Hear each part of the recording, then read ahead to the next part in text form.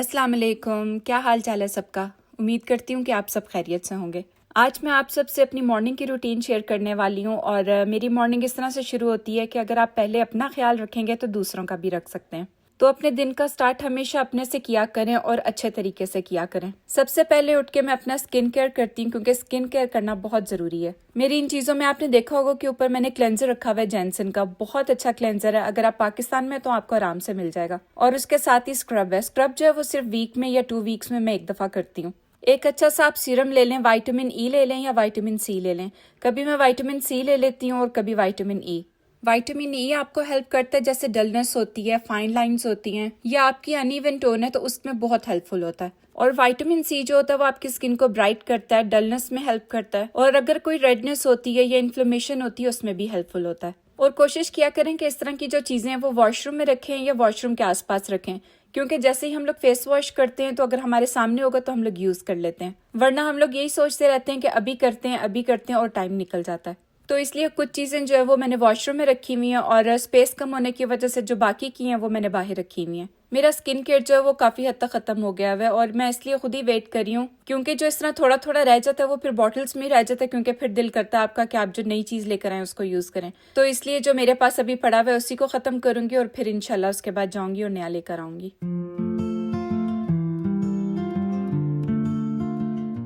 यहाँ पे जो है बच्चों का लंच पैक हो रहा है। सबसे पहले हम लोग बच्चों का लंच पैक करते हैं, उसके बाद उनको उठाते हैं। जब तक मेरी सर्जरी नहीं हुई थी तब तक मैं कर रही थी और उसके बाद जो अब सभी करते हैं। तो इस टाइम तक हम लोग बच्चों को उठा देते हैं। वैसे तो 90% ये होता है कि बच्चे खुद ही उठते हैं, मगर कोई कोई दिन ऐसा होता है जिस दिन फॉरेस्ट वॉक होती है तो बच्चे जो है वो अगले दिन थक जाते हैं। लास्ट मंथ तक जो है ये काम मेरी रूटीन में नहीं था, मगर अब ये भी है क्योंकि जब इनके ऊपर से कपड़ा नहीं उठाते तो ये लोग काफी शोर करते हैं। और जैसे ही हम लोग इनके ऊपर से कपड़ा उठाते हैं ये दोनों स्विंग के ऊपर बैठे होते हैं। उसके बाद ये थोड़ा सा स्ट्रेच करते हैं, फिर आहिस्ता आहिस्ता अपने खाने की तरफ जाते हैं।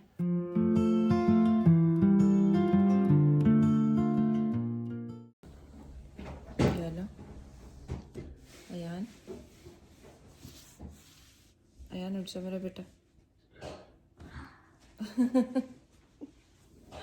उठ जा, शाबाश।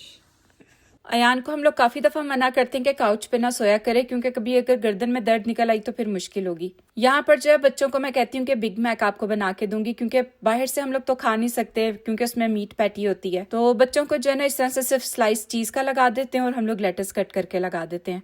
और बच्चों को इसी का टेस्ट इतना अच्छा लगता है, क्योंकि जो मेरे व्लॉग्स पहले के देखते हैं उनको पता होगा कि मेरे बच्चे कितने पिकी ईटर्स हैं। और लेटेस्ट जो है वो भी मेरे बच्चों ने अभी खानी शुरू किया है, क्योंकि इससे पहले नहीं खाते थे। तो अयान और अजान का मोस्टली लंच है वो एक जैसा ही होता है, मगर अगर एक दिन पहले बता देते कि इनकी क्या प्रेफरेंस है तो हम लोग उस हिसाब से इनका लंच पैक करते हैं। विंटर्स में इतना ज़्यादा प्रॉब्लम होता है, इतना ज़्यादा विंटर गेयर होता है और माशाल्लाह 3 बच्चों के साथ बहुत मुश्किल होती है। अपार्टमेंट्स में वैसी जगह कम होती है और ये सब चीज़ें रखने के लिए अच्छी खासी स्पेस चाहिए होती है। अजान वैसे माशाल्लाह अपनी हर चीज़ संभाल के वापस लेकर आता है, मगर इसका एक ग्लव स्कूल में गुम हो गया था तो उसने मुझे रात को बताया कि मेरा एक ग्लव नहीं मिल रहा। फिर उस टाइम पर सिर्फ डॉलर स्टोर खुला था, मैं डॉलर स्टोर गई उसके लिए, वहां से ये वाले मिटन्स लेके आई थी और साथ इसके लिए ग्लव्स लेकर आई थी। और ये जो कमिंग वीक है ये पूरा वीक बहुत ज़्यादा सर्दी है। एक दिन -20 है, फिर 30 है और एक दिन ओवरनाइट जो है वो -40 में जाना है। और जब हवा चलती है उसके साथ बहुत ज़्यादा सर्दी लगती है।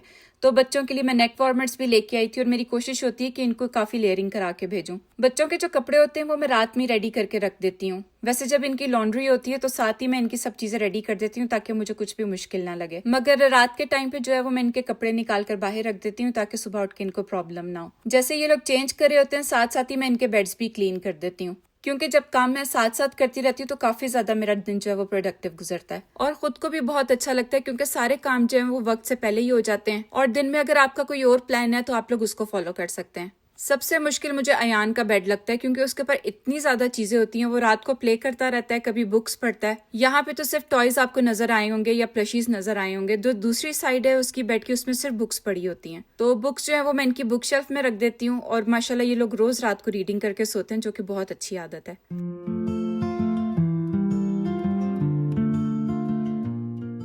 अयान मुझे रात से कंप्लेन कर रहा था कि उसके गले में दर्द हो रहा है, तो मैंने सोचा कि इनको एक एक ये दे देती हूँ। इस टाइम पे तो मैंने इनको नहीं दी क्योंकि सुबह ब्रेकफास्ट नहीं करते, तो इनके लंच बॉक्स में मैंने डाल दी थी एक एक। ये स्कूल के लिए इनको इसलिए दिया मैंने क्योंकि ये घर पे कुछ भी नहीं खा के जाते, ब्रेकफास्ट तो बिल्कुल भी नहीं करते। बस कोई कोई दिन होता है कि जबरदस्ती अगर मैं इनके साथ करूँ थोड़ी सी तो ये लोग खा लेते हैं। वैसे इस टाइम पे मैं बच्चों को ज्यादा फोर्स नहीं करती खाने के लिए, क्योंकि जब हम लोग छोटे थे स्कूल जाते थे तो हम लोग भी ऐसे ही करते थे, क्योंकि फिर आपका दिल खराब होता है, आपके पेट में दर्द होता है। तो इस वजह से मैं कहती हूँ कि बच्चे जिस तरह कंफर्टेबल है उसी तरह कर लें। कनाडा की जो सर्दी है उसमें आप जो मर्जी लगा लें, आपकी जो ड्राई स्किन है वो ठीक नहीं होगी। और मेरे बच्चों को तो वैसी स्किन कंडीशंस होती हैं तो बहुत ज्यादा इनकी स्किन जो है ना वो ड्राई हो जाती है, तो मैं सिर्फ इनके फेस पे वैसलीन लगाकर भेजती हूँ। बहुत ज्यादा चिढ़ते हैं, खासतौर पे अयान जो है वो भागता है और मैं उसके पीछे पीछे होती हूँ कि थोड़ी सी लगाऊंगी बस, क्योंकि मैंने इतनी तरह के मॉइस्चराइजर्स लाके ट्राई किए हैं, कुछ भी असर नहीं करता। और इतनी एक्सट्रीम सर्दी में सिर्फ वैसलीन जो है वही काम करती है। वैसे तो तीनों बच्चे ही मुझे प्यार करते हैं, मगर अजान जो है वो स्पेशल आके मुझे हक करता है हमेशा। अयान का जो एक्सप्रेस करने का तरीका है वो थोड़ा सा डिफरेंट है और अजान का डिफरेंट है। अयान की थोड़ी सी तबीयत अपसेट थी तो इस वजह से मैं इसको हुडी पहना रही हूँ यहाँ पे, वरना तो माशाल्लाह ये लोग अपने काम खुद ही करते हैं। बच्चे बेचारा इतना फंस जाते हैं स्नो सूट के अंदर, इनसे वॉक नहीं होती बिल्कुल भी और बहुत ज्यादा चिढ़ते हैं। वरना अगर हम लोग लेयरिंग ना करें तो बहुत ज्यादा सर्दी लगेगी और बच्चे बहुत जल्दी बीमार हो जाते हैं।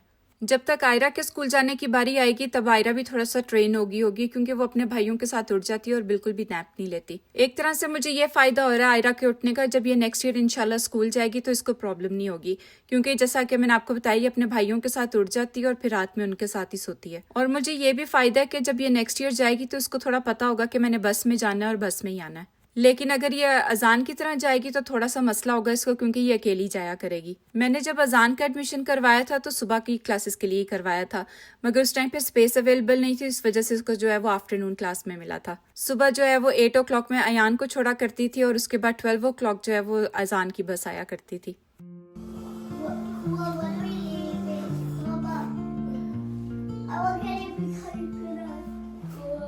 काफ़ी टाइम हो गया मैं अपने प्लांट को अच्छे तरीके से टाइम नहीं दे पा रही।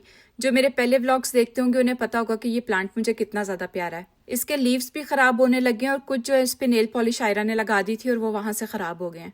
वैसे तो माशाल्लाह इसकी ग्रोथ काफ़ी अच्छी हो रही है, मगर जब इसके लीव्स ख़राब होते हैं तो मेरा बड़ा दिल दुखता है। अगर आपके पास कोई टिप है कि प्लांट्स की टेक केयर कैसे करते हैं तो मुझसे ज़रूर शेयर कीजिएगा और ये बताइएगा कि अगर इसको मैं हैंग कर दूंगी तो इसमें फ़ायदा होगा कि नहीं, क्योंकि मैंने अक्सर लोगों को देखा है जो इसकी बेल है उसको वो लोग दीवार पे हैंग कर देते हैं या कहीं पे लगा देते हैं। मुझे सिर्फ यही होता है कि पता नहीं अच्छा लगेगा कि नहीं लगेगा, तो इस वजह से मैं इसको दीवार पे नहीं लगाती। तो बस आज मैंने प्लांट को भी पानी देना था। इसके जो लीव्स हैं वो मैंने एक दिन पहले साफ किए थे, क्योंकि काफ़ी ज़्यादा मिट्टी थी इसके ऊपर।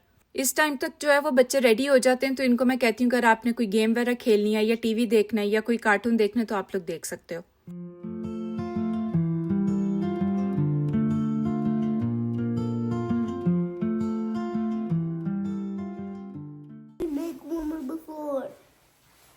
ये वापस लेके आना।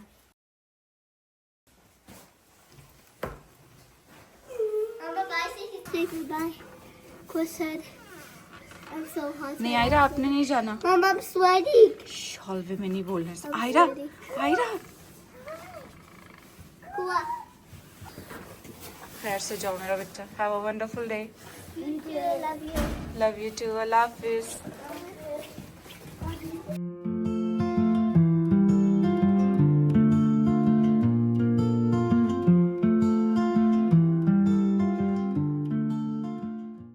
तो बच्चे खैर से स्कूल चले गए थे। मैंने सोचा कि सभी के आने से पहले मैं चाय रख देती हूँ ताकि हम दोनों जो है वो ब्रेकफास्ट इकट्ठा कर लें, क्योंकि जब मैं बच्चों को छोड़ने जाती थी तो सभी मेरे लिए चाय बना के रखते थे और वैसे भी सभी की ऑफ थी, तो मैंने सोचा कि आज मैं चाय बनाती हूँ और हम दोनों इकट्ठे ब्रेकफास्ट करते हैं। मॉर्निंग रूटीन तो तकरीबन सबकी सेम होती है, मगर आप अगर इसको मैनेज करके चलेंगे, ऑर्गेनाइज करके चलेंगे हर चीज़ को, तो ये काफ़ी पीसफुल हो जाएगी और प्रोडक्टिव दिन गुजरेगा आपका। तो इसलिए जैसा मैंने बताया कि मैं रात में इनके कपड़े जो हैं वो निकाल के बाहर रख देती हूँ, ताकि अगर मुझे कभी उठने में देर हो जाए तो ये लोग अपने कपड़े पहन के एटलीस्ट रेडी हो जाएं। यहाँ पे मैं आपको इलायची का फ़र्क दिखा रही हूँ। जो बड़ी वाली इलायची है वो मेरी अम्मी ने कुवैत से भेजी थी और ये जो छोटी वाली है वो मैंने यहाँ से ली थी। तो आप साइज़ देखें और इसकी खुशबू इतनी ज़्यादा प्यारी है जो कुवैत से आई है कि अगर आपका जार बंद भी होता है तो उसमें खुशबू आ रही होती है। अब क्या करती हूँ मैं कि जब बच्चे चले जाते हैं तो उसके बाद ब्लाइंडर्स पीछे करती हूँ, क्योंकि जब अंधेरा होता है तो बाहर सारा कुछ साफ साफ नजर आता है। तो इसलिए मेरी कोशिश होती है कि इस टाइम पे जो है वो सब अपने अपने घरों में चले जाते हैं और जो ऑफिस वाले होते हैं वो निकल गए होते हैं, तो इस टाइम पे मैं ब्लाइंडर्स पीछे करती हूँ। अगर आपने मेरे पिछले व्लॉग्स देखे होंगे तो ये मैं हलूमी चीज़ लेकर आई थी और इसको लाए हुए काफ़ी टाइम हो गया था।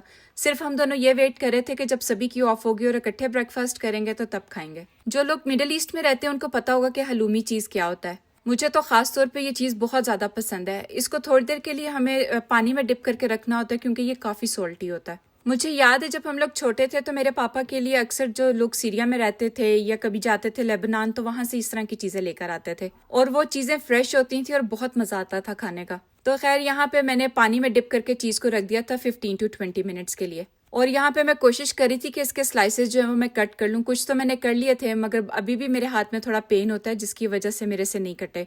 तो फिर बाकी का जो है वो सभी ने मेरी हेल्प कर दी थी।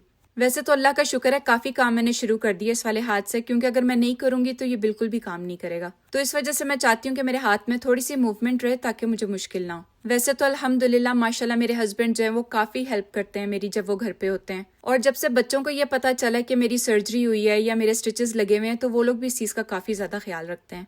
फिर उसके बाद मैंने यहाँ पे थोड़ा सा बटर ले लिया था और इसको फ्राई कर लिया था चीज़ को। बटर शायद आपको यहाँ पे ज्यादा लग रहा होगा क्योंकि मेरे पास जो चीज है इससे डबल था तो इस वजह से बटर जो है वो मैंने उस हिसाब से डाला था।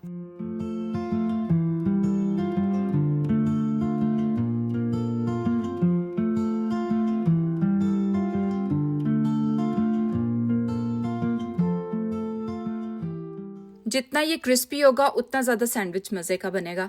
मैंने इसका सैंडविच बनाना था, कुछ लोग वैसे भी खा लेते हैं, इसको ऑलिव्स के साथ खाते हैं, हनी रख लेते हैं साथ और साथ इसके रोटी रख लेते हैं। अगर तो ये आप जहाँ पे रहते हैं अवेलेबल है तो इसको ज़रूर ट्राई कीजिएगा क्योंकि ब्रेकफास्ट में खास तौर पे जब इसका सैंडविच बनता है तो बहुत मज़े का लगता है। मिडिल ईस्ट में इन चीज़ों का मज़ा है कि आपको हर चीज़ जो है वो फ्रेश मिल जाती है।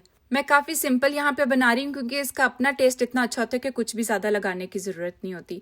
तो इसको बस मैंने हल्का सा क्रिस्पी किया है और उसके बाद मैंने थोड़ी सी लेटस काट के रख लिया है। सिर्फ ये दो चीज़ें लगाऊंगी और बहुत मज़े का हमारा सैंडविच रेडी हो जाएगा। सॉल्ट इसमें मैंने बिल्कुल भी नहीं ऐड करना क्योंकि जो चीज़ है ये वैसे ही सॉल्टी होता है और आप जितनी देर मर्जी इसको पानी में डिप करके रखें ये फिर भी थोड़ा सा सॉल्टी रहता है।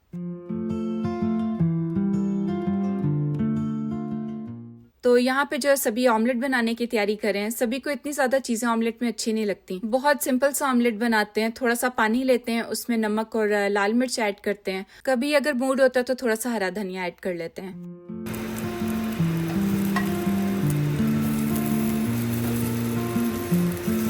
अब क्या होगा, कैसे खाओगे?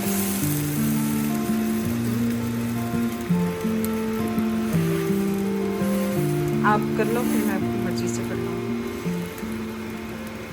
तो बस उसके बाद फिर हम लोगों ने बैठ के अपना ब्रेकफास्ट एंजॉय किया।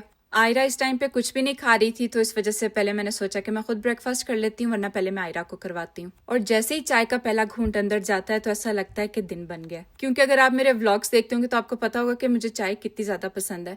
शाम के टाइम पे थोड़ी सी मैं अवॉइड कर रही हूँ क्योंकि मैं चाय पी लेती हूँ फिर उसके बाद मेरा खाना खाने का दिल नहीं करता।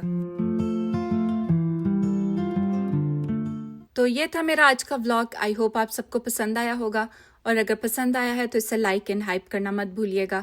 और अगर अभी तक आपने सब्सक्राइब नहीं किया तो प्लीज़ मेरे चैनल को सब्सक्राइब करें और एक छोटा सा कमेंट ज़रूर किया करें। मुझे बहुत अच्छा लगता है आप लोगों के कमेंट्स देखकर। आज के व्लॉग के लिए इतना ही। अगले व्लॉग में मिलेंगे इंशाल्लाह। तब तक के लिए अल्लाह हाफिज़।